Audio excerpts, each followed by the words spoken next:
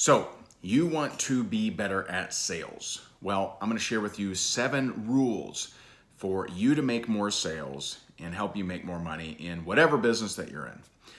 And listen, if you suck at sales, I get it.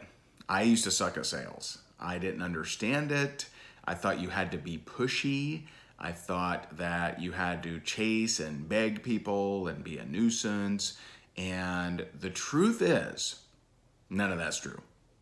In fact, none of that stuff actually works. So you thinking that to be successful in sales, you got to be pushy or bug people or a nuisance or anything like that means you really don't understand sales. And so I hope that this will help you with that. Rule number one out of 7. You can suck at sales, but be good at follow-up and still do very well. Now, I know what you're going to say. You're going to say, oh, I suck at follow-up. Oh, I probably should do more follow-up. Oh, if only I did more follow-up. I really suck at follow-up. Okay, follow-up is not a genetic trait. No one comes out of the womb and is deemed, oh, this one's going to be amazing at follow-up. It's silly. It's a skill. You build it. You learn it. You do it. And the problem is, if you don't do follow-up, then you're just in fantasy land, and I'll talk more about that. But let me ask you this question. Let's say you suck at follow-up, okay? And let's say that you have a neighbor in your community, and they're an amazing family. It's a mom, dad, 4 kids. They're incredible. They're always adding. They're the ones that deck out their house for Halloween. They, give out Christmas cookies. They're just awesome. And unfortunately, the wife gets laid off from her job and the husband gets killed, hit by a bus. Now I'm making this story up, not true, so don't get all emotional on me. But here's the laid off wife, 4 kids, no husband, and you decide, because you're amazing, you're like, you know what? We need to help these guys. And so you decide to do a fundraiser, and you call, the next street over, you call the street behind you, you call the parent-teacher association, you call the school, and you talk to 200 people. And out of 200 people, 180 of them say, yeah, I'll give some money. I'll give $2, $5, $8, whatever. How many of them are you going to follow up with? All of them. All of them. Because you deemed it important. Well, if your product or service or opportunity helps others, why aren't they important? Do you understand the difference? Here's the difference. With the fun, and this will sting, but here we are. With the fundraiser, you get to look good because it's for a cause that makes you look good. With sales follow-up, you think that makes you look like a nuisance, or you think that that's bad, or that's for your own greedy endeavors. It's not for your greedy endeavors. It's to help them. It's to provide value that will probably and possibly improve their lives. So you're not bad at follow-up. You're just drawing the wrong conclusion. Number 2, bad follow-up is better than no follow-up. Self-explanatory. Number 3, successful salespeople talk more about what their product or service does than what it is. So if you sell supplements, let's just say supplements, or anything, really anything, what does your product do? That's what's most important to the customer, to the potential prospect. What does it do? Not what it is. So if you're selling supplements and you're like, this has vitamin E, and it has lycopene, and it's got L-carnitine, and it's got blah, blah, blah. It's like, okay, great. For the person looking for those exact ingredients, then sure, awesome. What are most people looking for?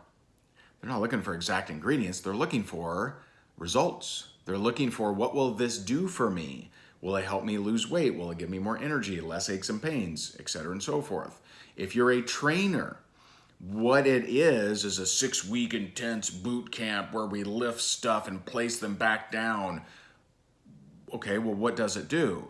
It will improve your confidence, and it will help you with more flexibility so that you have a spring in your step and you just have more energy throughout the day, and you look in the mirror and you're blown away at how much better you look in 6 weeks.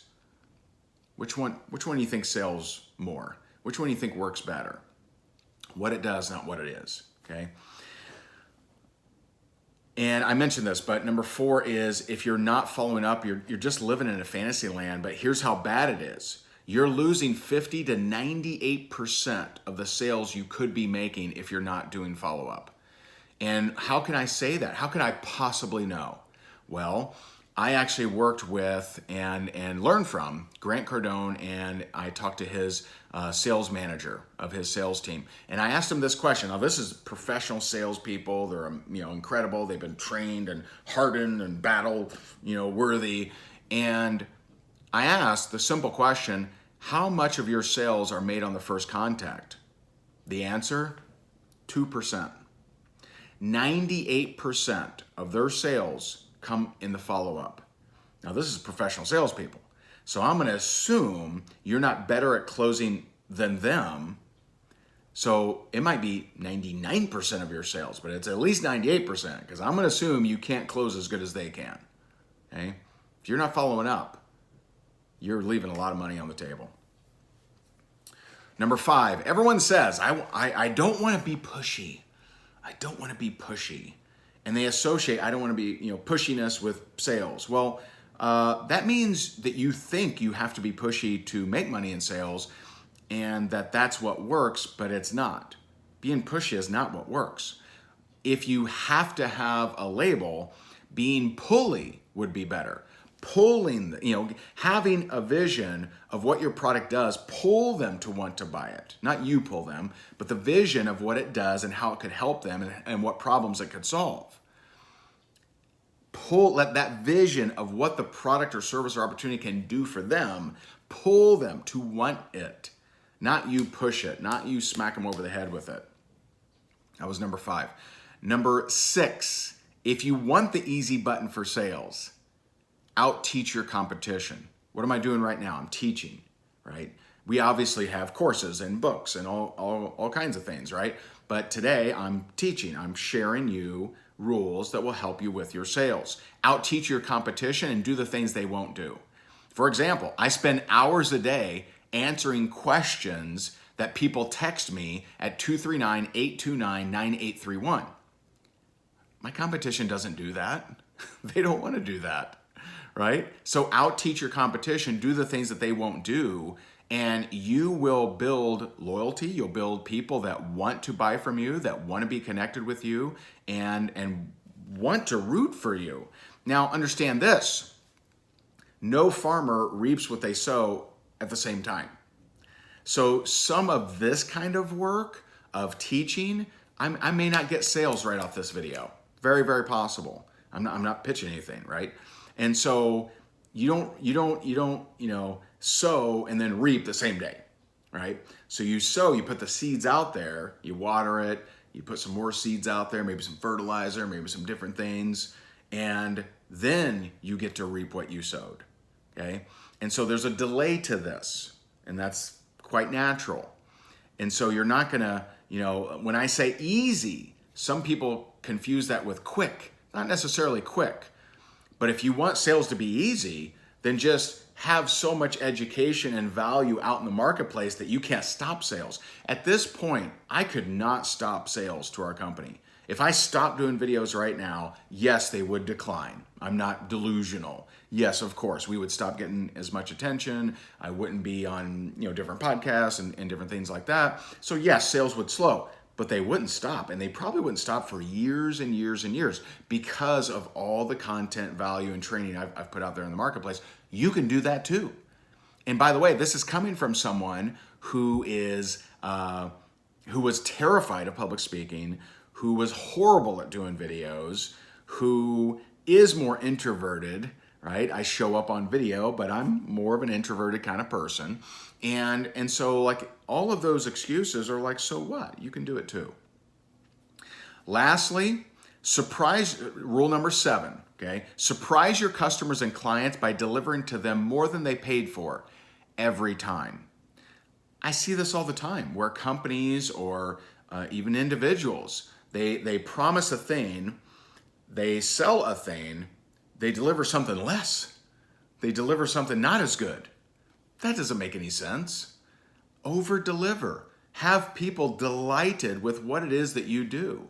If you're selling a particular product, ask yourself, okay, what might go with that would actually help them? What's something that they resonate with and care about? And it doesn't have to cost a ton of money. This could just be a thought. It could be, maybe you work with clients that they have their own business. Maybe you find an article that would be helpful to their business, or maybe you share this with them. If you work with people in sales, you may want to share this video with them because this may help them.